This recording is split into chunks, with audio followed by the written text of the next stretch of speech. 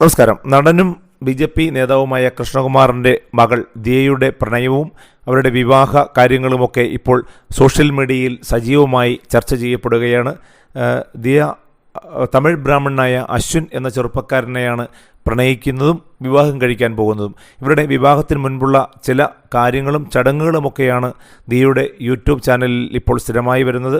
കുറച്ച് നാളുകൾക്ക് മുൻപ് ദിയയുടെ വീട്ടിലേക്ക് അശ്വിൻ്റെ കുടുംബം എത്തിയിരുന്നു. അപ്പോൾ അശ്വിൻ്റെ കുടുംബത്തെ ദിയയുടെ വീട്ടുകാർ വലിയ തോതിൽ സൽക്കരിച്ചില്ല എന്നും അഹങ്കാരത്തിൻ്റെ ധ്വനി അതിലുണ്ടായിരുന്നു എന്നുമൊക്കെയുള്ള ചില വർത്തമാനങ്ങൾ ചാനലുകളിൽ നിറഞ്ഞിരുന്നു. എന്നാൽ കഴിഞ്ഞ ആഴ്ചയിൽ അല്ലെങ്കിൽ കഴിഞ്ഞ ദിവസമാണ് ദിയയുടെ കുടുംബം, അതായത് കൃഷ്ണകുമാർ അടക്കമുള്ള ആളുകൾ, കൃഷ്ണകുമാറും ഭാര്യ സിന്ധു കൃഷ്ണകുമാറും അവരുടെ ദിയയുടെ അപ്പൂപ്പനും അമ്മൂമ്മയും കുഞ്ഞമ്മയും ഒക്കെ അടങ്ങിയ സഹോദരിമാരുമൊക്കെ അടങ്ങിയ കുടുംബം അശ്വിൻ്റെ വീട്ടിലേക്ക് എത്തിയത്.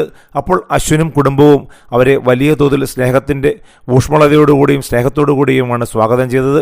ഒരുപാട് തമിഴ് വിഭവങ്ങൾ നൽകി അവരെ സ്വീകരിച്ചു എന്ന് ദിയയുടെ ചാനലിൽ പറയുന്നുണ്ട്.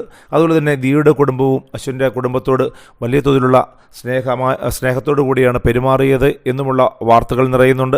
എന്തായാലും ഇത്തരം ഈ രണ്ട് കുടുംബങ്ങളുടെയും വാർത്തകൾ കാണാൻ ആളുകൾ ഒരുപാട് ഇഷ്ടപ്പെടുന്നത് ഈ ദിയയുടെ പെരുമാറ്റം കൊണ്ട് തന്നെയാണ് എന്നാണ് ഇപ്പോൾ ചാനലുകൾ പറയുന്നത്.